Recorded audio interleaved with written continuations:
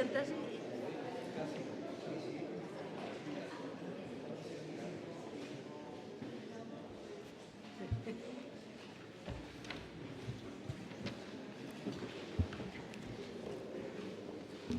Muy buenas tardes. Muchas gracias a todos por acompañarnos en este acto, que es el primero de un ciclo que, en defensa del libro y de la lectura, organiza la Fundación Independiente. Primero, dar las gracias a la Fundación Independiente, a su presidente Aldo Olcese, a su presidente de honor, Ignacio Buqueras, que va a moderar esta mesa, y al resto de las personas de la Fundación que hace unas semanas nos trajeron un programa en relación con la defensa del mundo del libro y de la lectura, al cual, evidentemente, desde la Biblioteca Nacional de España no podíamos decir que no. Y, evidentemente, como no podía ser de otra manera, nos sumamos gustosos a colaborar en este ciclo, acogiendo 2 de las sesiones de las que luego el presidente de la Fundación nos hablará con más detalle, de las 4 que componen el ciclo, y las otras 2 van a tener lugar en el Instituto Cervantes. Como decía, no podíamos decir que no desde la Biblioteca Nacional. Aquí nos gusta hablar de libros, queremos y tenemos que hablar sobre libros.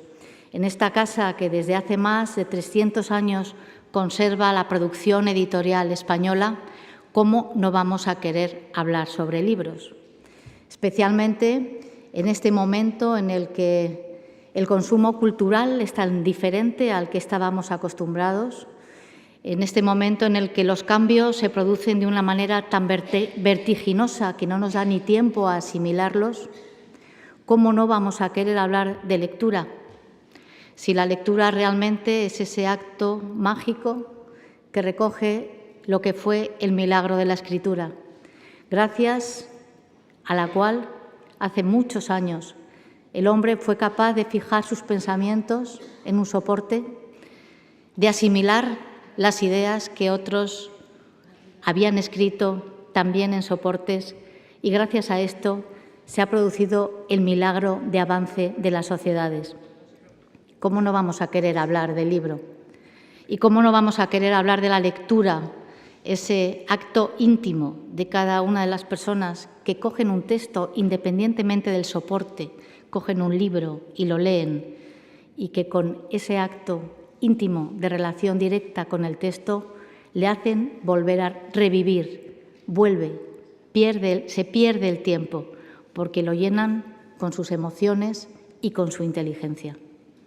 Así que, para esta primera sesión en la que vamos a hablar de libros, vamos a hablar de bibliotecas y vamos a hablar de librerías, tenemos a 3 expertos de larguísima trayectoria profesional, cada uno en su materia, larga, fructífera, y yo creo que ejemplo para muchos de nosotros, desde luego para mí.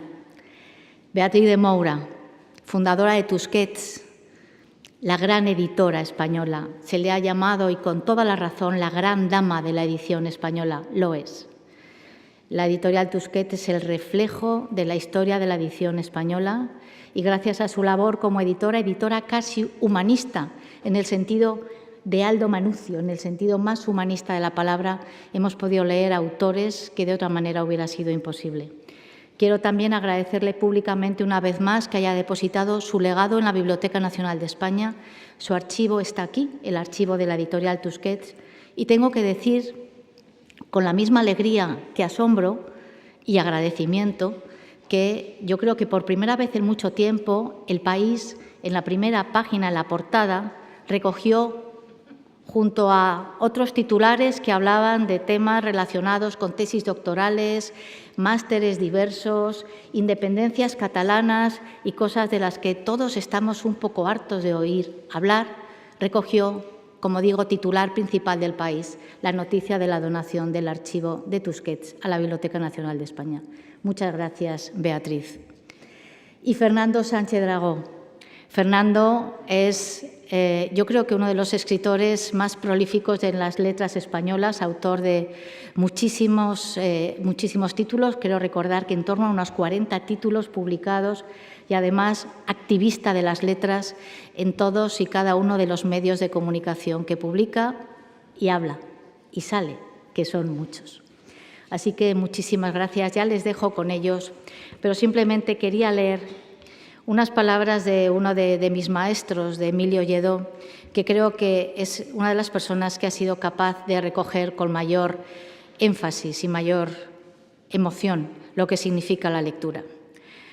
Dice así: las palabras de la literatura constituyen el más amplio y luminoso espejo con el que nos identificamos en cada acto de lectura y en cuya mirada renovamos continuamente nuestro deseo de búsqueda de un ideal.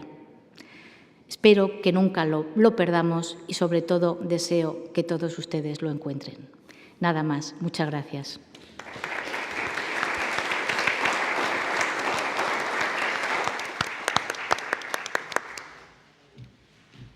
Buenas tardes.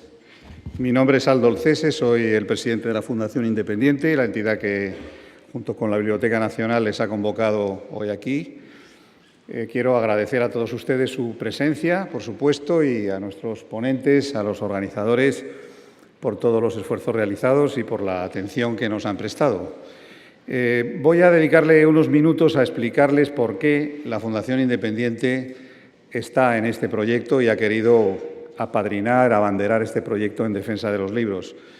La defensa de los libros parece que es algo obvio, todo el mundo que habla de ello está de acuerdo, pero la verdad es que pocos hacen algo para que los libros sigan teniendo el papel que han de tener en la sociedad y en la vida de las personas. Creo que seguramente los que estamos aquí reunidos sabemos darle el valor a los libros, queremos dárselo a nuestros hijos y le vamos a dar siempre la importancia que tienen. Pero me permito traer aquí una cita que me ha parecido reveladora de un escritor importante británico de principios del 900, Edward Morgan Foster, que dijo: «Es un error creer que siempre van a existir los libros. La raza humana no los ha necesitado durante millones de años. Puede decidir ahora hacer otra vez lo mismo». Creo que revela una realidad con la que nos estamos enfrentando. ¿Cuál va a ser el futuro de los libros? ¿Se contrapone humanismo y ciencia? Los libros también son científicos. Por lo tanto, no es esa la contraposición. Hay que buscar, como siempre en la vida, un justo equilibrio. Y ahí es donde la Fundación Independiente, que es una fundación que tiene ya 30 años de vida y que ha hecho muchas cosas dedicadas a la defensa de la educación, es una entidad que promueve una sociedad civil independiente, una sociedad civil participativa, comprometida. Sociedad civil somos todos nosotros y la expresión de la sociedad civil es la mejor expresión, es la de los individuos. La sociedad civil la componemos fundamentalmente los individuos, después vienen las organizaciones, vienen el sector público, los gobiernos. Nosotros procuramos mirarnos a nosotros mismos para decidir emprender proyectos y hacerlos.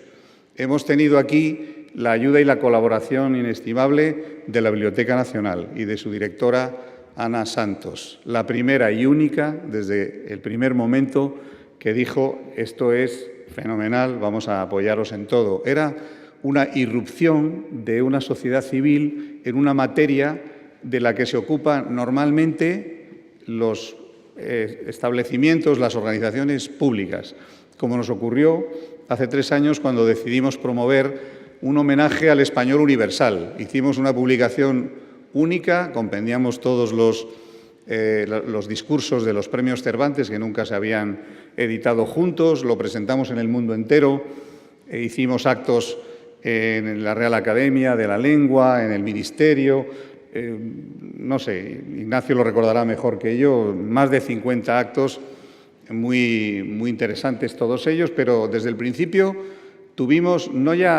no tuvimos el apoyo de las instituciones públicas, es que se pusieron a la defensiva porque pensaban que era como una pequeña intromisión dentro de su parcela habitual. Nosotros, lo primero que le dije a Ana Santos lo que queremos es demostrar que la sociedad civil privada puede colaborar, quiere movilizarse para ayudar en causas que tradicionalmente confiamos a la cosa pública, pensando que el Estado lo va a proteger y lo va a defender, lo cual no siempre es así. Quiero invitarles a todos ustedes a este ciclo de jornadas, que van a ser 5. Vamos a tener esta primera con el título de Paladines del Libro, que vamos a disfrutar esta tarde con los ponentes que tenemos. Por cierto, tengo que decir que va a haber 25 ponentes de primera categoría y son con lo que menos dificultades hemos tenido. Me parece que solo 2 de 25 no han podido venir y por razones, digamos, de viaje o de una imposibilidad cierta y real, lo cual es muy llamativo. Es decir, que en lo que uno puede tener más dificultades es en lo que menos dificultades hemos tenido.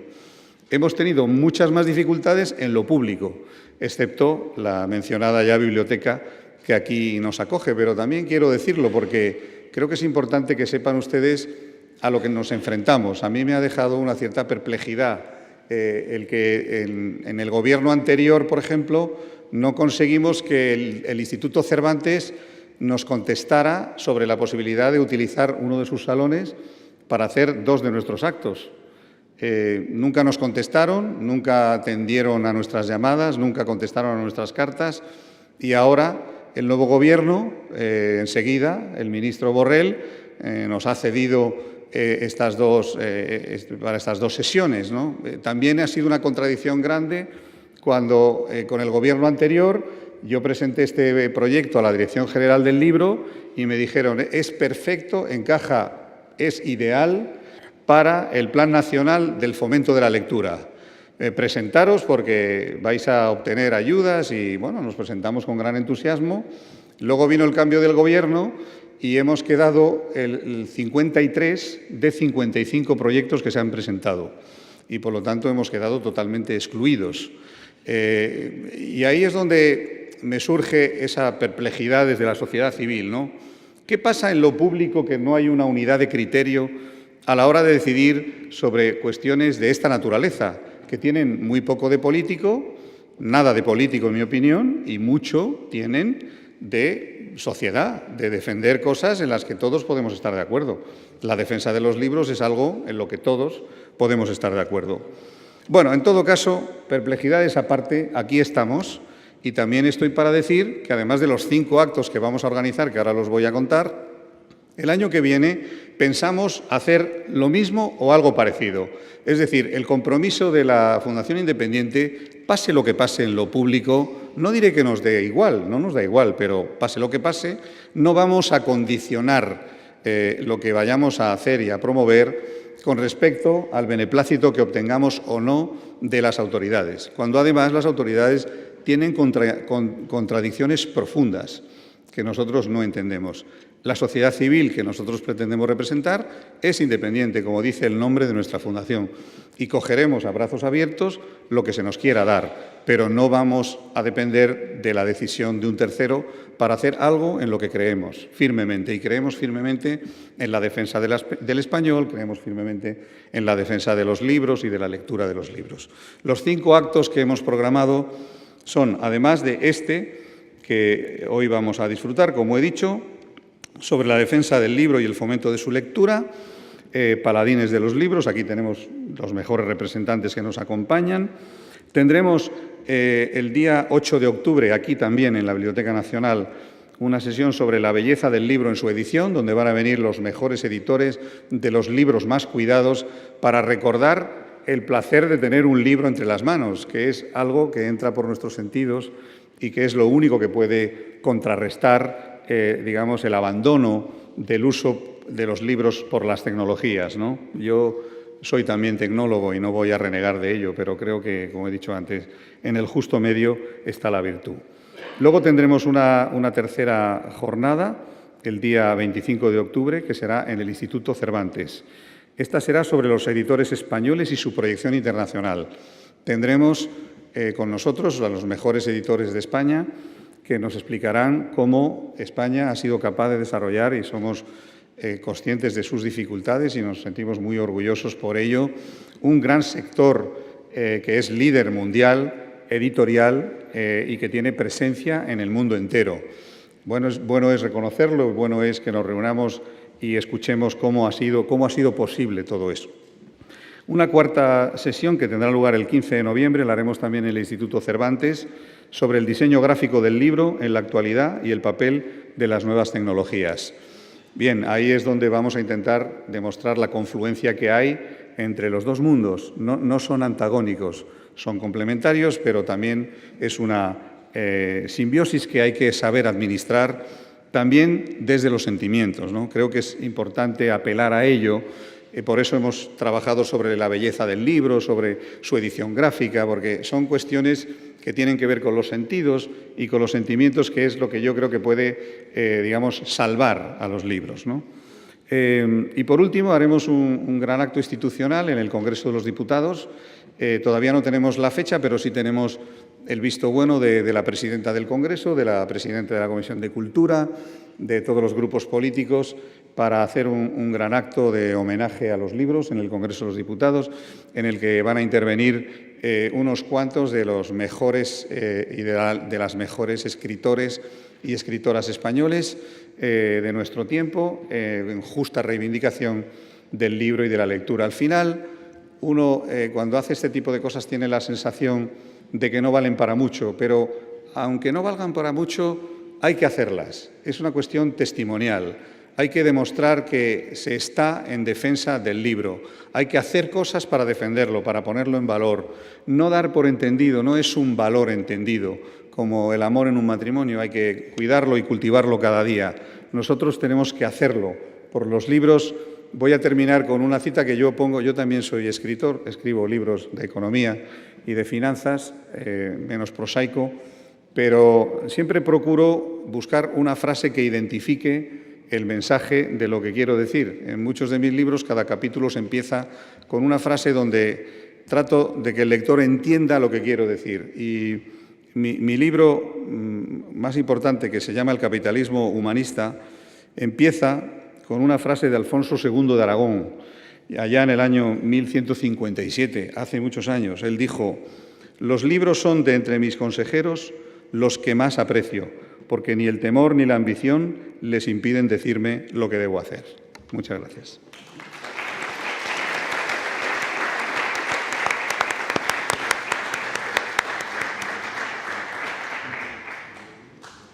Buenas tardes.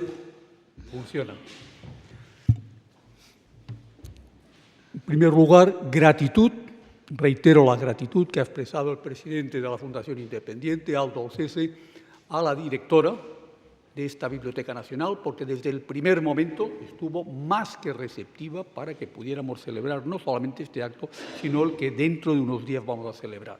Gratitud también al comité organizador de estas jornadas. Aquí nos acompañan dos de las personas, a lo mejor hay alguna más, como es Manuel Pimentel y Rafael García Contreras. Gratitud, como es obvio, a los tres magníficos ponentes que dentro de unos segundos voy a presentar, y por otra parte gratitud a todos ustedes que en este Madrid, que sin lugar a dudas a las 19 horas hay muchas actividades, ustedes han dedicado un tiempo para escuchar sobre la importancia de la lectura, la importancia de los libros y la importancia de lo que aquí se va a decir y trasladar. A continuación voy a indicar que ya en sus palabras Aldo Olcese algo ha hablado. Durante 4 años, casi 4 años, la Fundación Independiente desarrolló importantes actividades en relación con el homenaje universal al idioma español. Por primera vez, no solamente en España, sino en el mundo, se ha celebrado un homenaje universal a nuestro idioma, que en estos momentos es el segundo idioma materno más importante del mundo, y concretamente con aquellas personas que lo tienen como segundo idioma, etcétera, etcétera, alcanzamos casi ya los 700 millones de ciudadanos en el mundo. Y en cambio no le damos la importancia que tiene, y todos los españoles tendríamos que estar orgullosos de nuestro idioma. Durante 4 años, 2013 al 2017, con la especial colaboración de 39 instituciones y entidades muy destacadas, de gran relevancia, celebramos este homenaje universal, que tuvo un acto de clausura en un lugar emblemático como es el Congreso de los Diputados, en aquellos momentos presidido por Jesús Posada. Más de 300 personalidades asistieron al acto de clausura. Después se ha publicado un libro sobre el homenaje universal al idioma español, que se ha presentado concretamente en 16 países de 4 continentes. Yo recuerdo haber estado concretamente con el Papa Francisco, el primer Papa hispanoparlante en 543 años, entregándole un ejemplar de este libro, o al presidente de Guinea Ecuatorial, una dictadura indudablemente, pero promoviendo desde Malabo, concretamente nuestro idioma en África, o presidente de Costa Rica, o en Nueva York, etcétera, etcétera. Por tanto, este libro, que por otra parte tuvo un último acto después de hacer una reedición con Su Majestad el Rey, el pasado 2 de marzo del 2017, que nos recibió y le hicimos entrega de un ejemplar, ha sido un precedente de estas jornadas, porque una de las conclusiones de este homenaje universal al idioma español era fomentar la lectura, fomentar la aproximación al libro, porque hoy día con las nuevas tecnologías muchas veces el libro queda un poco derivado y un poco pretérito. Dicho esto, vamos a hacer la presentación de los 3 ponentes por orden alfabético, aunque Ana Santos ya ha hecho una previa presentación de ellos. Yo voy a complementarla. En primer lugar, por orden alfabético, intervendrá Javier Lostalé, madrileño, divulgador de la poesía, poeta, periodista, crítico literario. Durante más de 36 años tuvo un programa de referencia en Radio Nacional de España, donde dedicó la mayor parte de sus esfuerzos en la promoción de la lectura, lo que le hizo merecedor del Premio Nacional del Fomento de la Lectura a través de los medios de comunicación. Es autor de cantidad de libros de poesía y, por otra parte, es un hombre que para él considera que la poesía es el fundamento de la literatura y de todas las artes. La poesía, él dice, lo inunda todo. Por tanto, a través de sus palabras, supongo que todos tendremos un importante impacto poético. Adelante, Javier. Javier, cuando tú quieras. Buenas tardes a todos ustedes. En primer lugar, yo tengo un sentimiento de gratitud, que es lo que se produce siempre que uno lee. Gratitud por haber sido convocado por la Fundación Independiente, gratitud por tener a mi derecha a Beatriz de Moura y a Fernando Sánchez Dragó. Ninguno de ellos necesita que yo diga ninguna palabra, pero sí que a través de mi trabajo en la radio he podido aprender muchísimo de ellos, de la gran editora que es Beatriz de Moura. 50 años se celebrarán de Tusquets el año que viene, y de ese hombre que, aparte de ser escritor, es también como una especie del pivot, el Bernard Pivot español, que es Fernando Sánchez Dragó, que siempre en sus programas tiene un rigor y una pasión extraordinarios. Las bibliotecas públicas, afortunadamente, según los últimos datos, cada vez son más visitadas. Y aquí en Madrid hay una red de bibliotecas públicas. Ahora ha habido recientemente una coordinación entre el Ayuntamiento y la comunidad que, desde luego, son ejemplares. Y cada vez hay más jóvenes, no solo yendo a estudiar allí, sino también sacando libros y leyendo. Las librerías son fundamentales. Entre las librerías y las bibliotecas públicas se produce nuestro crecimiento humano. Dice Víctor Hugo que toda biblioteca es un acto de fe, y Emerson que la biblioteca es un gabinete donde se guardan los mejores pensamientos de los mejores. Para mí, yo creo que la Biblioteca Nacional, por ejemplo, y quiero también agradecerle a Ana todo su trabajo, de ella también he aprendido muchísimo. Es un paraíso donde yo creo que la escritura vive en permanente resurrección, porque la escritura luego convertida en el libro resucita dentro de los lectores constantemente. Y yo creo que a través de esta resurrección podemos alcanzar la eternidad en cuerpo y en alma. Y luego también en la Biblioteca Nacional hay algo importantísimo dentro de la escritura, que es la palabra tradición. Es como la circulación sanguínea de cualquier creación, pues aquí también respira constantemente la tradición.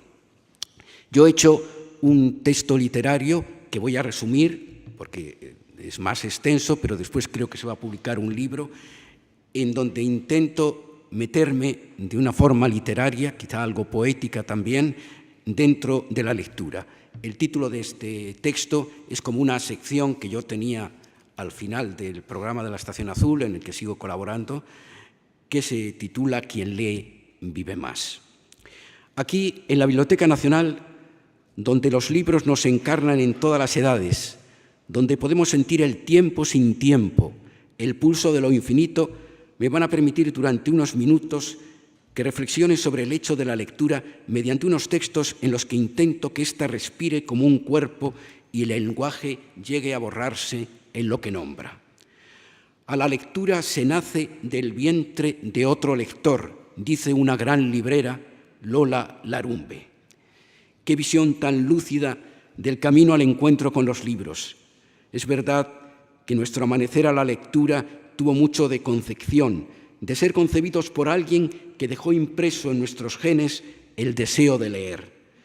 Desde nuestra madre, que inclinada sobre nuestro despertar a la vida, nos leyó en voz alta o nos cantó una letrilla, hasta el maestro que diseccionó una obra literaria insertándola en nuestras vivencias, pasando por la bibliotecaria que nos buscó un libro con el temblor de quien busca un tesoro, o por el amigo que nos relató su viaje maravilloso después de haber leído un texto lleno de acontecimientos.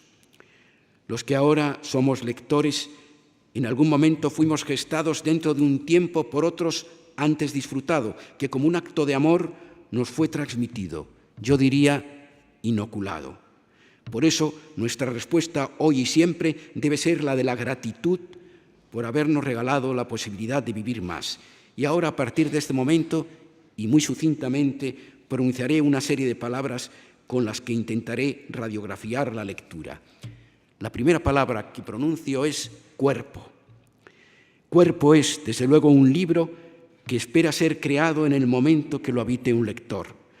Cuerpo porque como una pasión se va poco a poco encendiendo dentro de él, va tendiéndose ante sus ojos para que éste mire la belleza que esconde o visite las ciudades, cielos y mares que encierra. Los buenos libros, como los cuerpos, admiten muchas lecturas y siempre viven en su alba. Como los cuerpos, avivan la imaginación y promueven una aventura cuyo destino constantemente se aplaza para que no deje de haber algo por descubrir. Tienen los libros además piel, son táctiles y al mismo tiempo fuente de la que emana el espíritu. Poseen alma, por eso a través de sus páginas tiembla a su horizonte el amor y sentimos lo que interrumpe el dolor. Se despide un libro lo mismo que un cuerpo. Notamos su falta una vez leído, aunque una luz queda dentro del lector que, como la de un cuerpo, pervive en el sueño. Cuerpo y libro exaltan la vida de los que la habitan y en ellos canta hasta lo que no está. Nunca un buen libro, como un cuerpo, se acaba de cerrar. Volver a ellos es situarse en el más maravilloso umbral. Verdad y mentira. Mario Vargas Llosa, en una obra imprescindible, La verdad de las mentiras, dice que la vida real, la vida verdadera, nunca ha sido ni será bastante para colmar los deseos humanos, porque sin esa insatisfacción que las mentiras de la literatura a la vez azuzan y aplacan, nunca hay auténtico progreso. Hasta aquí la cita de Mario Vargas Llosa. Benditas sean, por tanto, las mentiras de la literatura, que además, como igualmente señala el Premio Nobel, por un lado nos azuzan, nos sacan un poco de las casillas de la resignación y el poco esfuerzo, y por otro, nos aplacan, nos sosiegan y nos abren esos hermosos claros de la quietud. En la literatura, verdad y mentira no responden a los parámetros ordinarios, pues se trata de dialogar con una obra artística, y lo que en ella sucede tiene algo de extraordinario, de imprevisible movimiento sísmico del espíritu. Semilla. Un pensamiento es una experiencia, modifica la sensibilidad. Citamos ahora al poeta barroco inglés John Donne. En el pensamiento, creemos, está en semilla toda nuestra sustancia humana, y es en la lectura donde esa semilla germina y transforma las palabras en un embrión que se desarrolla dentro de nosotros hasta dar cuerpo a una idea y hacerla respirar. Durante la lectura vamos creando habitaciones cálidas donde templar el fuego del juicio, construir la memoria del corazón y conseguir que la idea, aun sin figura, sea capaz de tocar lo amado. Quien lee asciende a veces a esa misteriosa altitud que engendra el pensar. Lo sabemos por esa forma de calarnos como actúa lo invisible. Nada menos abstracto que el pensar engendrado por la lectura. Por eso todo en ella es solar, pues hasta la noche de nuestra existencia tiene la luz de quien está dispuesto a vivir más. Infancia. La lectura es infancia, porque cuando un libro resuena dentro de nosotros, de algún modo nos devuelve a un estado primitivo donde todo está por descubrir y nombrar, como en la infancia, y nuestra naturaleza está siempre dispuesta al asombro. La lectura es infancia porque es el lugar donde el mundo todavía es un espacio amigo en el que los labios sirven solo para el beso y no son fuente de palabras oscuras, donde los ojos reciben la luz que albergan las cosas antes de ser manchadas por la mano humana. La lectura siempre nos instala al principio de un deseo, de un sueño, de un sonido que por vez primera perturban nuestros sentidos. El mismo acto de disponernos a leer implica comunión con la vida, aun conscientes de todas sus sombras y dolor, acto que, como la infancia, entraña un depósito inagotable de inocencia. Y voy a terminar con estas tres palabras. Primero, humildad. La lectura es el mejor antídoto contra la soberbia y la vanidad. El solo hecho de asomarnos a la creación literaria a través de los siglos, no digamos si venimos aquí a la Biblioteca Nacional, nos hace tomar conciencia de nuestra pequeñez, de la imposibilidad por muchas horas que convivamos con los libros de ir más allá del umbral de todo lo que nos ofrecen. Limitación que, si sabemos interiorizarla, es más positiva que negativa, pues por un lado mantiene infinitamente viva nuestra capacidad de asombro y por otro somete nuestros impulsos de ser por encima de los demás, de erigirnos en portadores de una sabiduría que sin duda nos otorgan los libros, pero que para que germine y no se agoste en una actitud solipsista, debe traducirse en una mejor relación con el otro, al que debemos ver y entender desde ese conocimiento y tolerancia profundos derivados de la lectura. El buen lector es humilde al ir descubriendo mientras lee cuánto es lo que ignora, virtud tan próxima a la bondad, y aprende en cada nueva lectura la ciencia de ser consciente de sus limitaciones y desde ella gozar de la vida en permanente asombro, tarea esta llena de emoción y belleza. Finalmente, en este escáner íntimo de lo que significa leer, pronuncio las dos últimas palabras. Latido lector. Por ti, oh corazón maravilloso, tengo el alma ligera y los pies torpes, y ese aire misterioso de los que aman en secreto. Quien esto escribió es nada menos que Rafael Cansinos Asens, tan admirado por Borges, al que no le importaría que aplicáramos su texto a los latidos que encierra una buena lectura, porque mientras leemos no existe ninguna sombra que oculte el corazón. El tiempo y el espacio se adelgazan hasta quedar de ellos su vibración más íntima y súbitamente nuestra mirada lectora se llena de luz marina estando muy lejos del mar. Mientras leemos, no cesamos, sin saberlo, de amar, pues vamos dando voz a lo que todavía no existe hasta quedarnos dentro de su anunciación. No hay norma ni frontera que nos impida desatar lo más atado y vivirlo hasta su final, ni distancia que no se transforme en aventura sin tener que caminar. En mágico desorden se buscan y encuentran en ella fábula y realidad, y el lenguaje arde en lo que nombra. Oh corazón maravilloso, engendrado por la lectura, nunca nos abandones, que tu licor nos trastorne con la más alta existencia, la de la vida en el cielo de cada hora consumada. Muchas gracias.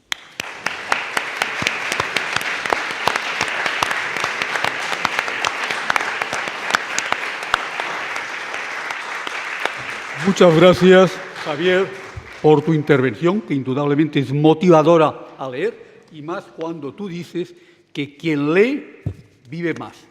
Por tanto, creo que tendría que ser un poco el lema de muchos de los que estamos hoy en esta sala, que quien lee vive más, lo tuviéramos muy presente. A continuación va a ser Beatriz de Moura, nacida en Río, tiene la doble nacionalidad brasileña y española, llegó a España, concretamente a Barcelona, estudió en Ginebra y en el año 69 funda con el arquitecto Óscar Tusquets la editorial Tusquets Editores.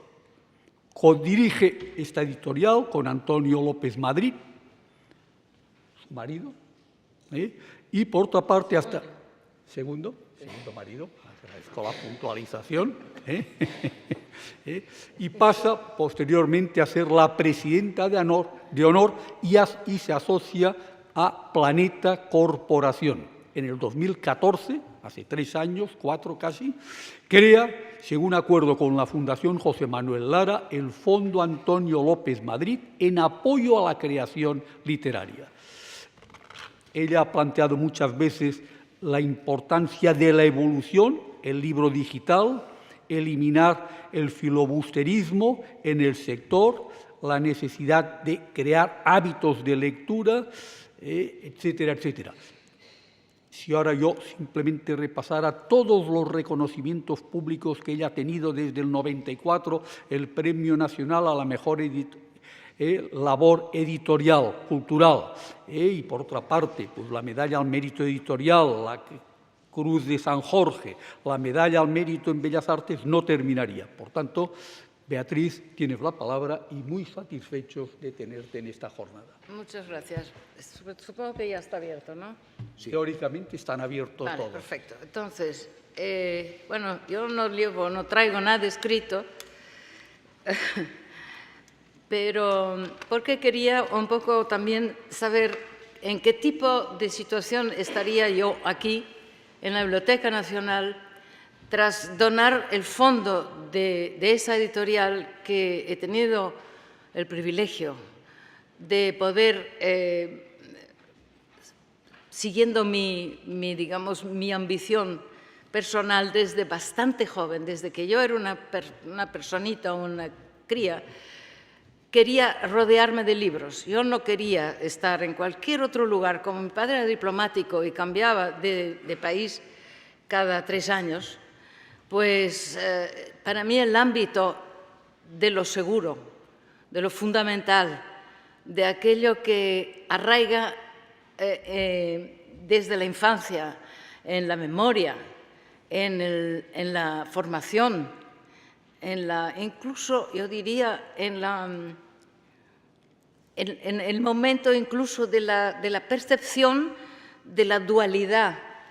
Primero de la dualidad, después ya la cosa se complica, pero en fin, de la dualidad de las cosas, de aquello que nunca es permanente.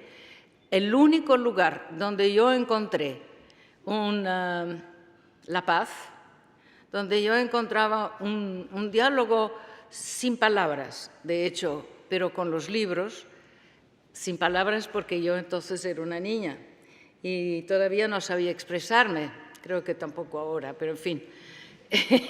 Es ese diálogo permanente con la lectura a mí fue la única fuerza real que me mantuvo hasta mis próximos 80 años dentro de unos meses. O sea que yo creo que realmente la lectura es absolutamente necesaria para la formación del ser humano. O sea, aquello que hace que desde que uno nace no sabe nada y no ignora todo, nos guían, nos forman, nos indican, nos llenan de preocupaciones ajenas, que no son las que son propias de ese diálogo único que uno mantiene con un libro, o incluso en el libro aquel que uno todavía no puede leer, pero que lo tiene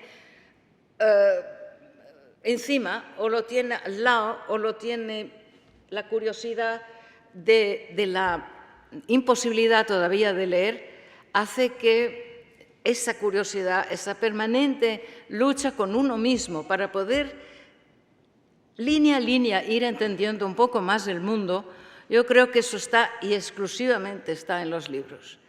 Hoy en día el mundo ha cambiado muchísimo desde que en el año 69 me pude finalmente realizar un sueño, que era hacer libros yo misma. De pronto, unos libritos además muy pequeños, muy breves, fue el primer proyecto que hicimos, primero por una cuestión económica, por supuesto, pero segundo porque me iba dando cuenta a través de mis lecturas de infancia, juventud, estudios, etcétera, de que lo que me había quedado a mí era algo más que el pasatiempo que representaba y que presenta y representa para todos la lectura de un libro. Un pasatiempo, pero que es un conocimiento. Un pasatiempo que es profundizar en la inteligencia, en el conocimiento de otros. Disfrutar de la belleza de una frase, de una escritura bien redactada, bien sólida, a través de la cual me llega a mí el mensaje de otras vidas, de otras maneras de ser. Yo, de no ser por eso, de no ser por los libros, de no ser por esa comunicación múltiple, permanente, en la que se convirtió un poco mi vida, yo la verdad creo que no habría sobrevivido, digamos, con las ganas de seguir viviendo que tengo ahora. Para mí me es muy difícil hablar de estas cosas porque son tan íntimas y que a veces me emociono antes de poder explicarlas. Yo recuerdo que mi primera experiencia real, por ejemplo, con un poema, que ahora mismo yo no recuerdo, porque no recuerdo qué es lo que estaba leyendo en la biblioteca de mi padre el día que me emocioné por primera vez por leer un poema, por ejemplo. Y el día la primera vez que me reí leyendo una novela, no recuerdo si era una novela, un cuento, era una palabra escrita, era un libro. Lo que sí sé es dónde y cómo lo leía ese libro, que me hizo leer todos los demás de mi vida. Incluso no solo los que publicaba y que ya por profesión yo producía, sino que además los que mundialmente, pudiendo leer ya unos 5 idiomas, yo podía disfrutar. Este gusto por la lectura, compartir la vida con lectura ha sido para mí un alimento único. Y hablo solo de mí porque esa experiencia creo que es difícil de transmitir, pero es la única que puede contagiar las ganas de saber cuál es el misterio que hay detrás de ciertas palabras, por ejemplo, de cierta construcción de una frase, de cierta manera de decirlo. una misma frase puede tener entonaciones diferentes, puede tener, se puede proyectar sobre ellas una historia que es la propia y en cambio añadirla a la que uno está leyendo.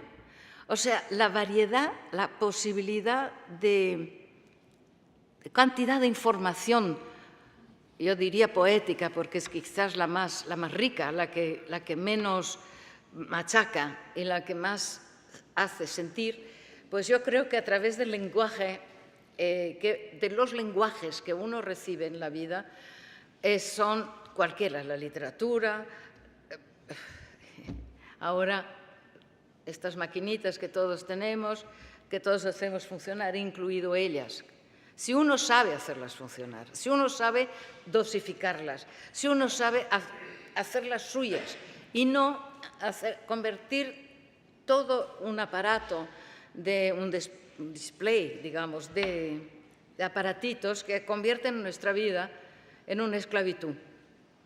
La esclavitud de mirar solamente un pequeño aparatito que te aporta cosas del exterior, pero indistintamente, absolutamente, no hay tiempo, no hay un segundo de reflexión en estos nuevos productos de lectura que se plantean día a día y cada vez más, de una manera machacona. No es que yo esté en contra de esto, me encanta ver la televisión, me encanta, yo he seguido todo lo que se me ha echado encima, todo, porque todo es curioso y todo es atractivo, pero creo que nada permanece en la mente del ser humano, nada mejor contribuye a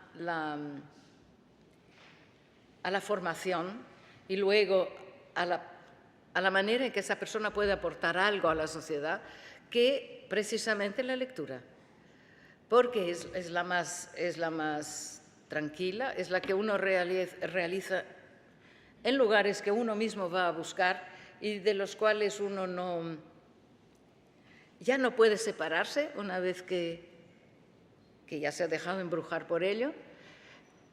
Yo pienso que tal como nosotros concebimos en su momento el libro página a página, o yo misma, por ejemplo, yo parto siempre de mi experiencia, porque, claro, en una familia de diplomáticos uno está en cada país cada 5 minutos, ¿no? Cada 2 años o 3 está en un país, una lengua, un idioma, una sociedad completamente distintos unos a otros. Hay algo bueno y algo malo en esto. Lo bueno es lo que yo os estoy diciendo. Yo creo que esto a mí me ha enseñado que ir lento, ir seguro, proyectar eso que uno aprende a través de esos instantes de serenidad, de calma, de placer, de rechazo.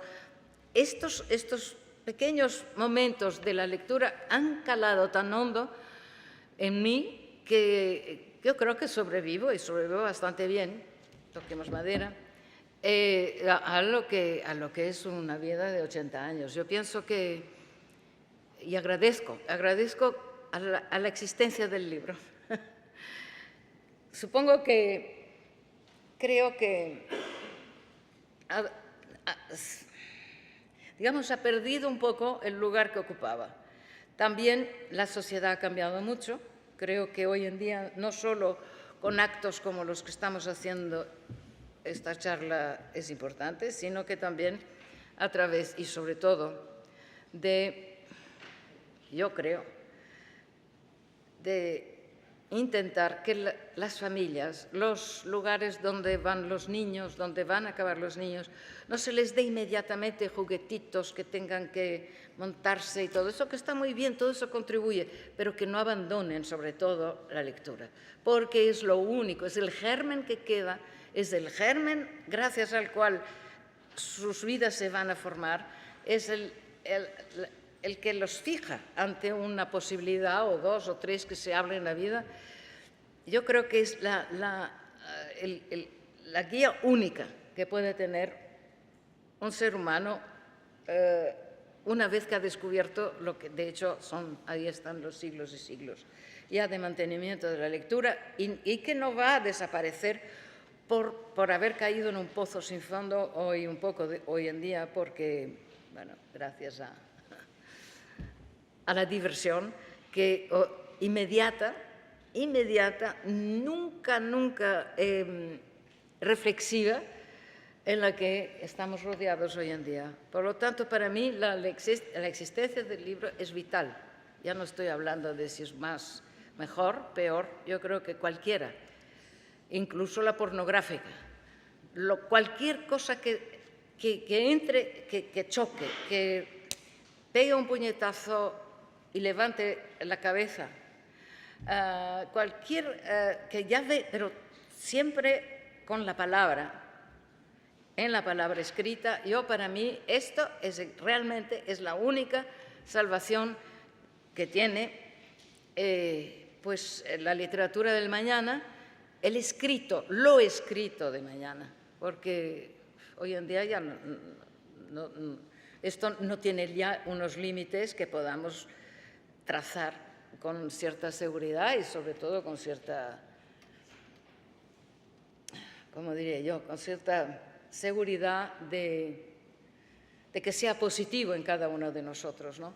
Pero yo sí creo que aún el hecho de comunicarse, el hecho de hablarse, el hecho de escribir y comunicarse a través de este medio es y sigue siendo fundamental. Y por lo tanto, yo no quiero hacer porque parece ser editora, hacer una apología del libro, pero ahora que ya estoy alejada, me doy cuenta de la riqueza. Para mí ha sido la de poder crear una editorial, hacerla y estar aquí muchísimos años después conversando con vosotros. Gracias.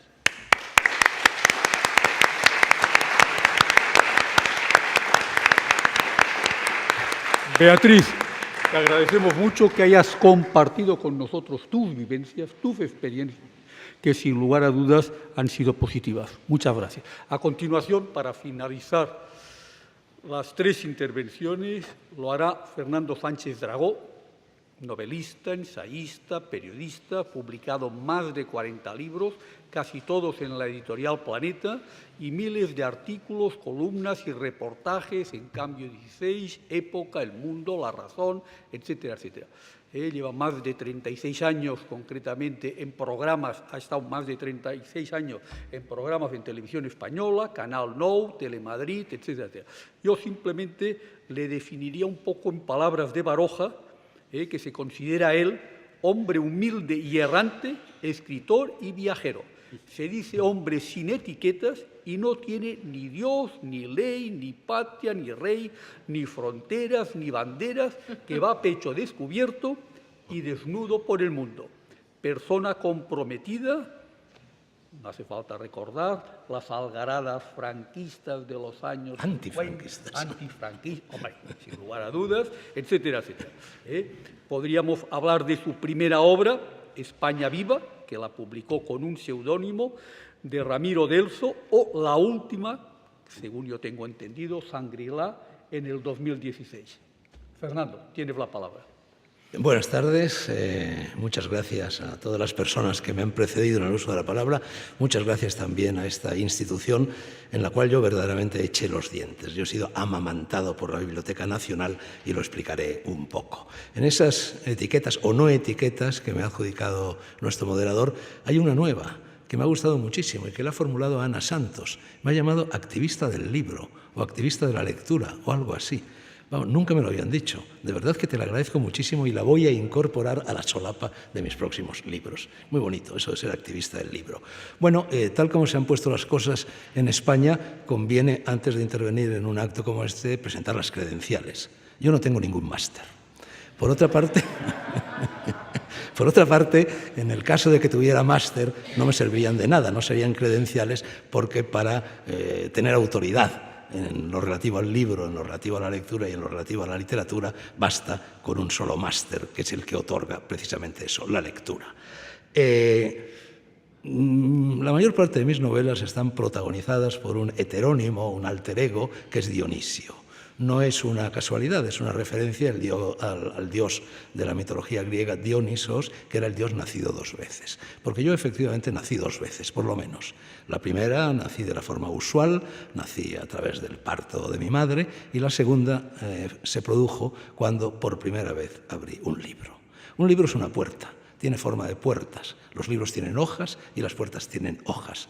Y realmente el primer libro que yo leí, yo tuve la sensación, quizá no la tuve entonces, la he tenido con posterioridad, de que en ese momento estaba abriendo una puerta y que por esa puerta yo entraba al mundo. Recuerdo, bueno, en estos momentos, esas son mis credenciales, yo tengo una biblioteca delirante, que quizás sea la mayor biblioteca privada del mundo. Tengo entre 100.000 y 120.000 libros. No creo que nadie en el planeta esté lo suficientemente loco como para albergar en su casa. Bien, es verdad que es una casa sita, en fin, en un pueblo de la provincia de Soria, Castilfrío, donde se dispone de espacio suficiente para dar hospitalidad a todos esos libros, pero no creo que haya nadie en el mundo que tenga en su casa más de 100.000 libros. Es una desdicha. Probablemente todos vosotros tenéis envidia de mí en estos momentos. No me tengáis envidia, y luego, al término de mi intervención, intentaré explicar los planes que tengo para dar salida a esa biblioteca. Al mismo tiempo, pregunta típica de periodistas es cuando llega algún periodista a mi casa y me pregunta: ¿cuántos libros ha leído usted, señor Dragó? Y yo le digo la verdad. Le digo, bueno, aproximadamente unos 30.000. Naturalmente, la reacción del periodista y de quien lea la entrevista es la de no creerme. Dirá, bueno, eso es una fanfarronada. Bueno, yo aprendí a leer a los 3 años. A los 6 años se produjo ese milagro de la primera puerta abierta, y me voy a referir ahora a él, y desde entonces prácticamente he leído por lo menos un libro todos los días de mi vida, y alguno más entre libro y libro, es decir, unos 500 libros al año. Voy a cumplir la semana que viene 82 años, es decir, son 76 años entregados a la lectura a razón de unos 500 libros por año. Cualquier persona avezada en la lectura, en 2 o 3 horas se ventila un libro. Naturalmente no la crítica de la razón pura de Kant, ni la búsqueda del tiempo perdido de Proust, pero hay libros más delgados y que se dominan con más facilidad. Entonces, si ustedes multiplican 76 por 500, les saldrá una cifra superior a los 30.000 de los que yo suelo alardear. El primer libro que yo leí, lo recuerdo perfectamente, yo tenía 6 años, seguramente leí libros de cuentos entre los 3, que es cuando aprendí a leer, y los 6, que es cuando se produjo este episodio.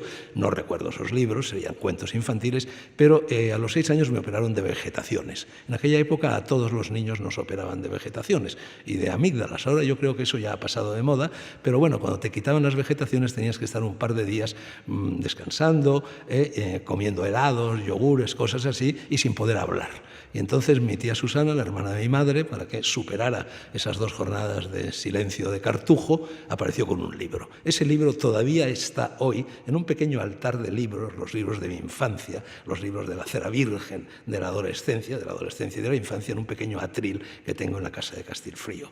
Ese libro era un libro que había escrito una maestra inglesa, Richmal Crompton, y era el primer libro que yo leía de la inmensa saga de las travesuras de Guillermo, así se llamaba el libro, Travesuras de Guillermo. A partir de ese momento yo me sentí, como han señalado las 2 personas que me han precedido en el uso de la palabra, literalmente fascinado, emocionado, reí, soñé, viajé, viví, lloré a través de los libros. A los 8 años, este milagro se produjo a los 6 años, como digo, y a los 8 años mi madre, yo soy huérfano de guerra, como seguramente todos sabéis, y mi madre contrajo segundas nupcias con un señor de Soria. Bueno, yo en aquel momento, hasta ese momento yo dormía, en fin, en el tálamo nupcial, dormía con mi madre, y a los 8 años yo fui expulsado del tálamo nupcial, enviado a una habitación más oscura dentro de la casa, no la que daba al exterior, y según los cánones del psicoanálisis freudiano, yo hubiera debido recibir un trauma en aquel momento. Bueno, yo no sé si tuve un trauma o no tuve un trauma, pero lo que sí sé es que cuando mi madre y mi padrastro regresaron del viaje de novios, me trajeron algunos regalos, y entre esos regalos había un libro.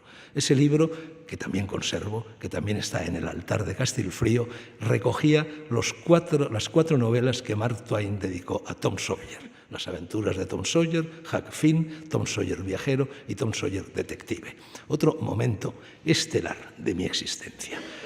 Yo ya me había convertido. gracias a estas dos lecturas y a otras muchas, en un lector tan empedernido que lo único que le pedía a los Reyes Magos, cuando, en fin, llegaba el momento propicio para hacerlo, eran libros. Pero no solo eso. Yo a los 8, a los 9, a los 10 años, en los días anteriores al de Reyes, antes de escribir la carta a los Reyes Magos, me dedicaba a recorrer las calles de Madrid de librería en librería, y este es un acto de homenaje a las librerías y a las bibliotecas, de librería en librería, anotando cuidadosamente los libros que estaban en el escaparate o dentro, porque también me metía en ellas como un ratón de biblioteca, y los iba anotando los que me interesaban, y luego daba a los Reyes Magos instrucciones muy precisas. Quiero este libro publicado por la editorial tal, que cuesta tantas pesetas y que se encuentra en la librería cual. Bueno, se podía hacer aquello en el Madrid de la época. Seguramente si una madre de hoy permite a su hijo de 8, 9 o 10 años corretear alegremente por la Puerta del Sol, por la Gran Vía, por lo que hoy llamamos barrio de Malasaña, etcétera, la meten en la cárcel o poco menos. En aquel Madrid en el que no había coches, un niño podía circular libremente y yo lo hacía. Una vez más, el libro se convertía en una puerta abierta al mundo. Yo conocí la ciudad en la que había nacido, yo conocí aquel Madrid rompeolas de todas las provincias españolas gracias a la búsqueda de los libros. La primera librería con la que entró en mi vida fue en Soria. A los 8 años fuimos, ya se había casado mi madre, como digo, con mi padrastro, con el señor de Soria, y entonces acudimos a veranear, a pasar el mes de agosto a Soria. ¿Y cuál no sería mi sorpresa y mi iluminación cuando descubrí que la única librería que entonces existía en Soria y que todavía existe tal cual, y encima de ella tengo yo, en fin, un apartamento, la librería Las Heras, era propiedad de la familia de mi padrastro. Con lo cual mis primeros días sorianos transcurrieron dentro de la librería, abierta al público, abierta a los clientes, con una escalera que yo iba moviendo día a día. Los libros infantiles estaban en la estantería superior, yo iba corriendo poco a poco la librería y leyéndome todos aquellos libros. A eso de las 10 de la mañana pasaba por el Collado, que es el paseo, la arteria central de Soria, a la cual daba el mirador de la casa de la familia de mi padrastro, un señor, un funcionario del ayuntamiento, cojito, seguramente era un mutilado de guerra, en aquella época había muchos, que estaba encargado de abrir una pequeña biblioteca, fue la primera biblioteca de mi vida, que todavía existe, aunque por desgracia cerrada, en la Dehesa, que es como se llama el parque público de Soria. Prácticamente un kiosco en una laderita cubierta de césped, donde había una biblioteca municipal infantil con unos 400 libros. Yo me apostaba en el mirador a las 10 menos 10, 10 menos 5, 10 de la mañana, y en cuanto veía pasar aquel funcionario, bajaba y me iba tras él, adelantándolo, retrasándome, correteando como un perrillo que va con su amo, lo acompañaba, abría aquella biblioteca municipal y yo me leí los 400 libros de aquella biblioteca municipal, y durante muchos años soñé que cuando ya llegase a la edad de jubilación, cuando llegase a la ancianidad en la cual ya estoy, solicitaría al Ayuntamiento de Soria que me nombrara funcionario de esa pequeña biblioteca y que yo volviera a abrirla y pudiera así transmitir el testigo de la lectura a todos estos niños de nuestros días que ya no leen. Al mismo tiempo, cuando llegaba el tiempo del verano, bueno, pues yo desde aquella época, siempre que salgo a la calle lo hago con un libro. En no escasa medida, ese prodigio de haber leído 30.000 libros se lo debo al hecho de que la vida está llena de tiempos muertos. En un taxi, en el metro, en un café, te han dado un plantón, vas al dentista, lo que sea, y se puede leer muchísimo en esos tiempos muertos. Basta con leer un libro debajo del brazo. Y seguro que todavía, si alguno de vosotros me encuentra por la calle, verá que yo siempre llevo un libro debajo del brazo. Bueno, cuando llegaba el verano, lo primero que hacía era cargar 80, 90, 100 libros. Eran veranos larguísimos los de aquella época, 2 o 3 meses, ¿no?, llenos de libros. Y recuerdo los sudores que pasaba mi pobre padrastro, porque cuando íbamos a Soria, era la época del extraperlo, era la época de la escasez de alimentos en la capital, pues normalmente la gente que iba al pueblo siempre volvía con sacos de harina, chorizos, morcillas, rosquillas y todas estas cosas que estaban prohibidas. Y había a la entrada de Madrid, a la entrada de las grandes ciudades, una especie de almojarifazgos interiores, de puestos de aduana interiores que se llamaban de arbitrios y consumos. Íbamos y veníamos en autobús, allí tenía que pararse el autobús y yo llevaba el bolsón de libros lleno, que pesaba una barbaridad y que estaba en la baca del autobús. Bueno, los funcionarios que se encargaban de los servicios y consumos naturalmente hacían la vista gorda y no miraban el jamón, los chorizos que iban debajo del asiento del autobús, pero subían a la baca y al peso escogían 2 o 3 maletas de las que allí allí había. Bueno, no fallaba. La mía era la que más pesaba, aquel bolsón de cuero que todavía conservo, porque claro, estaba lleno a rebosar de libros, y entonces se oía la voz del funcionario y decía: ¿quién es el propietario de este bolsón? Y mi pobre padrastro, palideciendo, porque el extraperlo iba efectivamente debajo de los asientos, tenía que salir, lo abría y ante la estupefacción del funcionario de Arbitrios y Consumos, allí había solo libros. Esta misma estupefacción, muchos años después, se produjo curiosamente en 1979, cuando yo acababa de publicar, en fin, ese obrón, ese tocho gigantesco, el primer libro que yo publiqué, no el primero que escribí, que era Gárgolis y Evides, una historia mágica de España. El libro estaba recién salido, lo había publicado un editor pequeño, Jesús Munarriz, en Hiperión, estaba mal distribuido, y entonces yo iba a salir con mis 2 caballos camino de Soria un fin de semana, y me había llamado un librero de Soria para pedirme, decía: oye, que aquí no hay ejemplares, tráete algunos, que hay gente que lo quiere comprar, etc. Entonces cargué varias cajas del tocho en el maletero del 2 caballos, y ese día, desdichadamente, ETA voló a un general en la calle de Conde de Peñalver, en Madrid, por el sistema de Carrero Blanco. Con lo cual, a la salida de aquel viernes, serían las 3, las 4 de la tarde, bueno, había puestos de bloqueo y larga cola de coches. Yo me coloqué en la cola, fui avanzando poco a poco hacia el retén de la Guardia Civil, y ya cuando me llegó el turno, la Guardia Civil me pidió la documentación, se la di y me dijo: baje usted y abra el maletero. Bajé, estaba todo lleno de cajas de cartón, y el Guardia Civil me dijo: ¿qué lleva usted ahí? Yo dije: libros. Me dijo: abra una caja. La abrí, dijo: saque uno de esos libros y démelo. Lo saqué, se lo pasé, lo volvió, en la contraportada había una fotografía mía, me miró y me dijo: ¿esto lo ha escrito usted? Y dije: sí. Dice: con eso me basta, siga. Podía llevar 80 kilos de goma 3, pero realmente el respeto de aquel guardia civil, de pensar que un señor que había escrito semejante tocho de literatura no podía ser un terrorista, de ninguna manera me conmovió. Algunos años después, en el 83, me sucedió una escena semejante. Estaba yo dando una conferencia en Alcoy, después de la conferencia, bueno, hubo una cena, tenía yo que regresar a Madrid, volvía por la noche, después de cenar, las 3 de la mañana, un poco aturdido, la comida, las libaciones, etcétera. No había entonces pruebas de alcoholemia, y le puse las luces largas a una patrulla de la Guardia Civil una vez más. Bueno, me pararon, el Guardia Civil avanzó hacia mí, pues como Pat Garrett hacia Billy el niño, poco menos que acariciándose las cachas de las pistolas. Yo palidecí, por fin llegó, era noche cerrada, naturalmente, me alumbró con la linterna, yo puse mi cara buena de alumno del Colegio del Pilar, y el policía me dijo: ¿usted es el de los libros en la tele? Y dije: sí, yo soy. Y dijo: siga. Bueno, había un enorme respeto, verdaderamente, por parte de todo el mundo. Este respeto en estos momentos ha desaparecido. No digo que haya desaparecido por parte de la Guardia Civil, por parte de la policía, sino por la sociedad en general. Porque la verdad es que estamos viviendo en un momento en el que, por desgracia, se cumple la fatídica ley que formuló Stanisław Lem, ese gran escritor polaco, el autor de Solaris, que murió hace relativamente pocos años, nonagenario ya, y formuló esta triple ley que decía: punto 1, nadie lee. Punto 2, los pocos que leen no entienden nada. Punto 3, los pocos que entienden algo se les olvida inmediatamente. Bueno, yo, perdonadme si soy un poco apocalíptico, pero sí, tengo tendencias apocalípticas, lo reconozco, y he estado no 36 años, como ha dicho nuestro moderador, presentando libros en televisión. He estado 43 años presentando libros en televisión, desde septiembre de 1976 hasta prácticamente el año pasado, en el que ya se cerró Libros con Wasabi, que fue mi última peripecia televisiva. Bueno, yo tengo que decir que Borges decía que estaba más orgulloso de los libros que había leído que de los libros que había escrito. Por supuesto que yo también estoy más orgulloso de los libros que he leído que de los libros que he escrito, pero estoy todavía más orgulloso de los libros que he hecho leer o que he ayudado a que otros leyeran. Sin embargo, tengo que decir que la cifra, al menos esa es mi impresión, de los libros a cuya lectura yo he contribuido, es muy inferior al esfuerzo de 43 años recomendando libros semanalmente a través de distintos canales de televisión.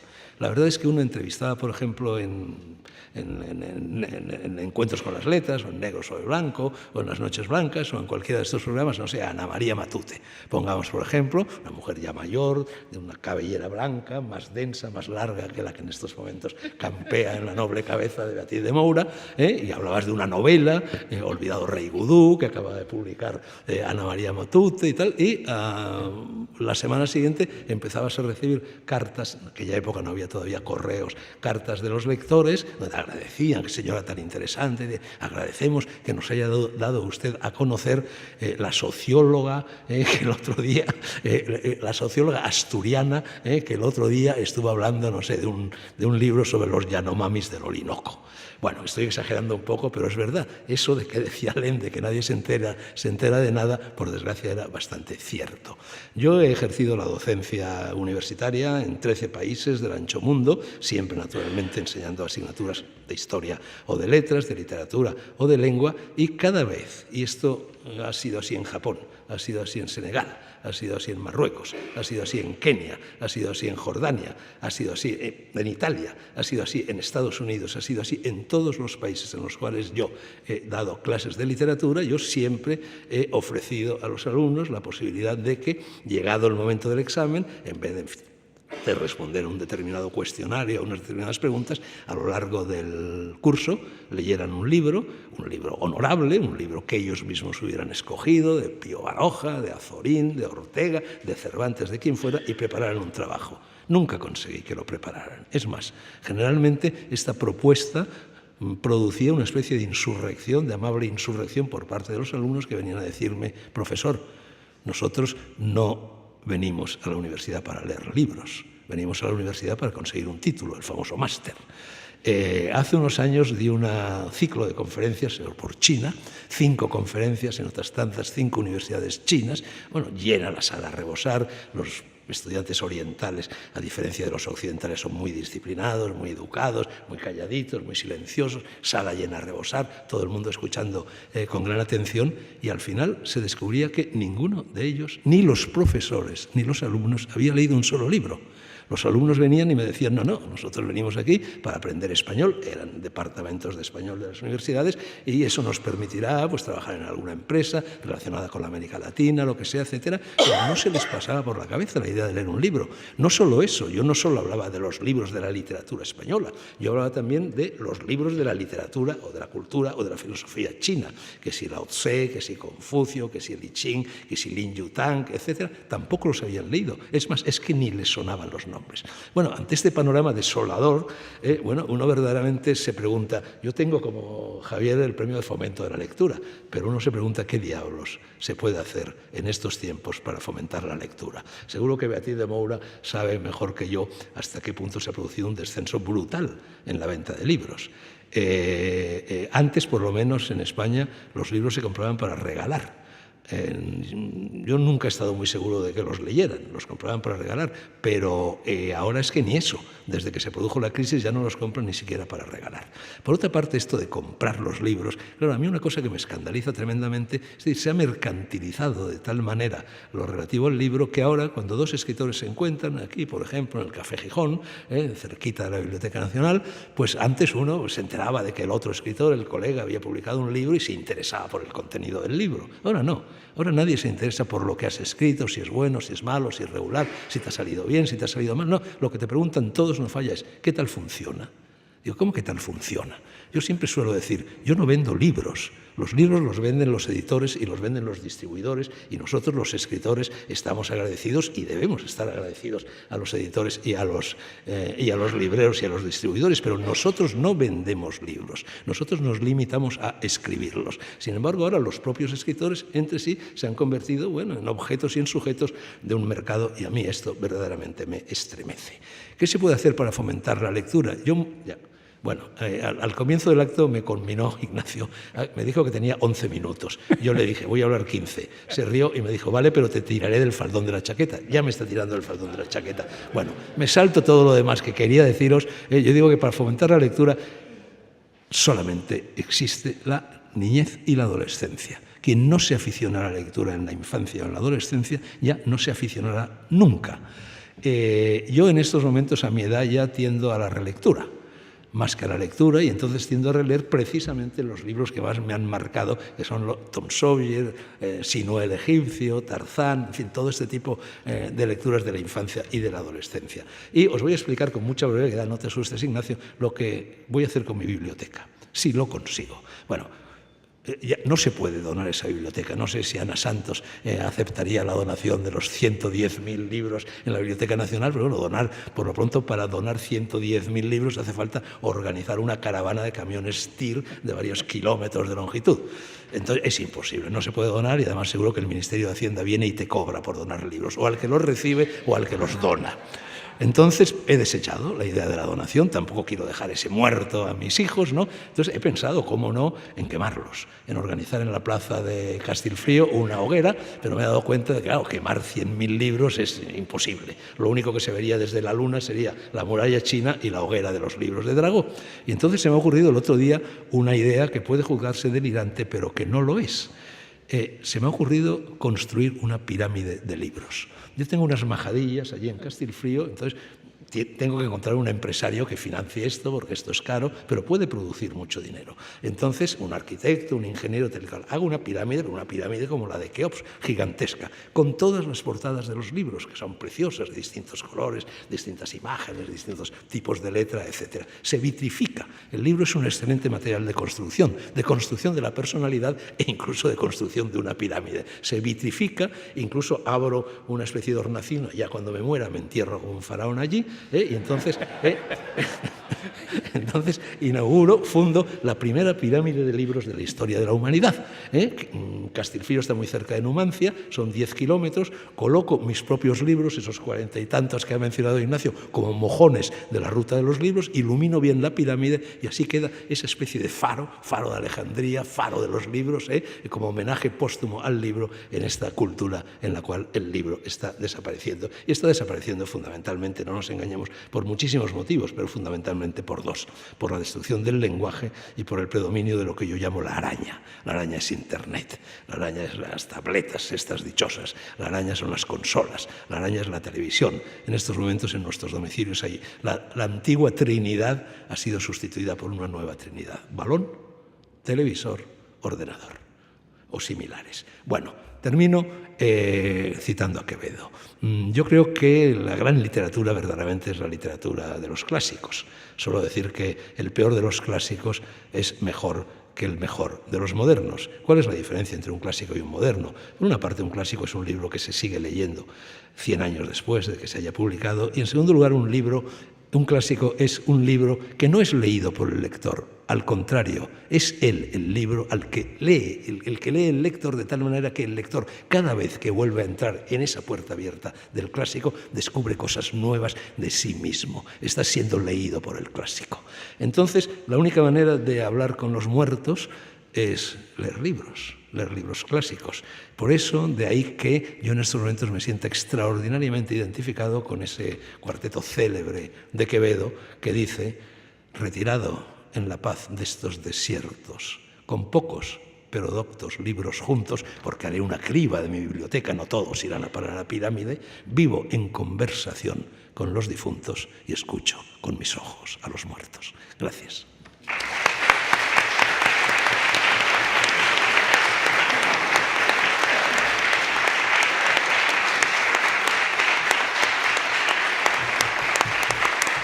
Muchas gracias, Fernando, nos has hecho vibrar a todos. Estamos todos ya haciendo cola para visitar tus 110.000 libros. Bueno, fíjate tú, porque allí llegará 1 millón de chinos, a 2 euros por chino. Bueno, imagínate. Mis hijos se quedan con el riñón bien cubierto, ¿no? También ya estamos viendo dónde vas a colocar esta pirámide, etcétera, etcétera. Por tanto, más que agradecido por todo lo que nos has aportado. Aquí nos han dicho que a la media tenemos que cerrar, porque si no, quedamos hasta mañana por la mañana, eso sí, rodeado de libros y rodeado de estos 3 ponentes, y con Fernando, que puede estar hablando horas y horas, enriqueciéndonos. No estaría mal, hagámonos fuertes aquí. Bueno, aquí está la directora, si nos lo permite. Bueno, entonces yo agradecería, teníamos previsto un coloquio, y aunque solamente sean 2 intervenciones telegráficas, a ver, los 2 primeros que levanten la mano, esta señora, adelante, yo, otra mano, venga, un señor y una señora, adelante, 2 buenos amigos. Simplemente, telegráficamente, el nombre de cada uno, que me lo sé, y por otra parte, la pregunta a quién de los 3. La pregunta, la conferencia, os invitaremos la próxima vez a que la deis. Bueno, buenas tardes, soy Begoña Ayala y bueno, ha sido todo muy emocionante, pero tengo que decir que con Fernando Sánchez Dragó me une la librería Las Heras. Yo con 7 años iba prácticamente todos los días y todos los días me regalaban una cajita con una pluma vacía, claro, la pluma no estaba y era el sitio de encuentro con mis padres con mi padre cada vez que nosotros nos íbamos de compras, de tal y cual. O sea, que la librería Las Heras para mí tiene mucho significado. Hay pregunta. Muchas gracias. No, Vivencia. Lo siento. Ángel. Existe tal cual, conservadita.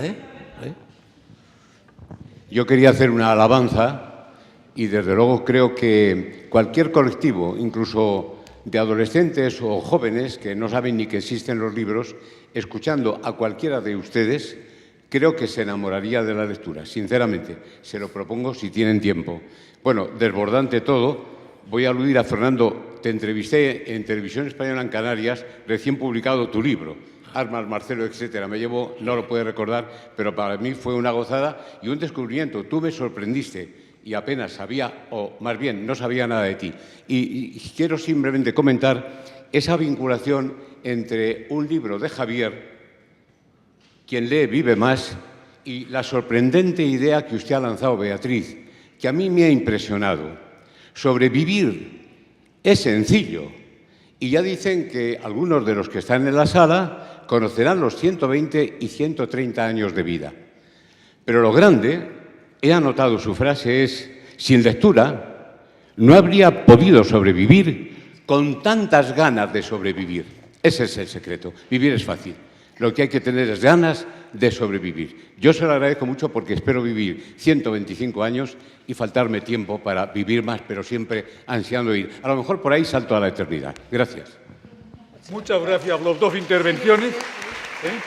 A continuación, el presidente de la Fundación Independiente, Aldo Olcese, va a dar clausura a este acto.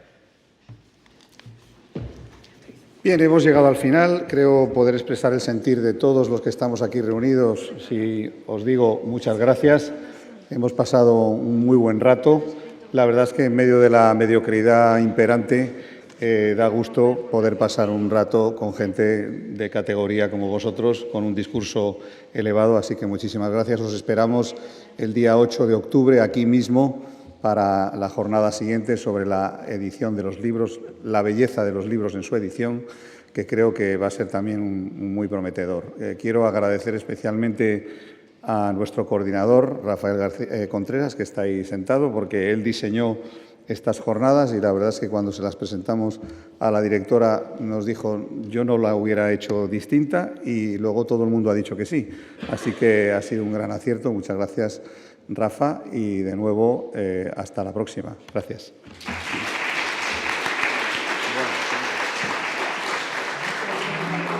Les esperamos el día 8 de octubre a las 19 horas. Hasta pronto.